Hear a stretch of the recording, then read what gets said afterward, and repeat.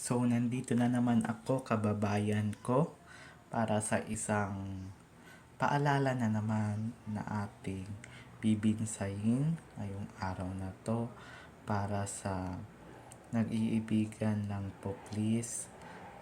Kung mga bata pa lang po kayo, iwas-iwasan nyo muna po ang pagkakaibigan po sa isa't isa kasi ang mahalaga po muna ay ang um, pag-aaral. Tulad ni Mr. Jensen Carl Oretina po na isang kabataan ngayon na nag-aaral muna bago ang kanyang kapakanan sa kanyang iniibig kasi naghihintay pa naman marami ka naman pang maiibig dyan. Kaya wag po muna tayong mag iibigan kasi ang mahalaga daw muna para sa atin, sabi ng ating mga magulang, ay ang pag-aaral muna daw.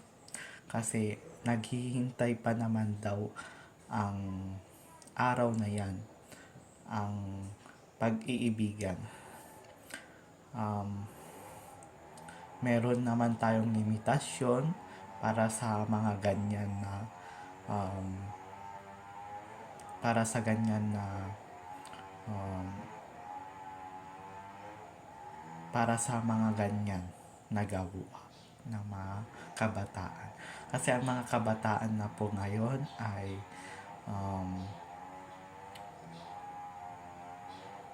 mahilig na sila sa mga ibig-ibig or sa pagmamahal na ngayon. Pero naghihintay po muna yan, mga kababayan ko, no? Kaya wag kayo munang mag ganyan. Tularin nyo ako na nag-aaral muna at naghihintay pa naman, baka sakaling yan. So, goodbye. Yun lang ulit ang aking paalala. Like and comment and subscribe ulit po. Bye!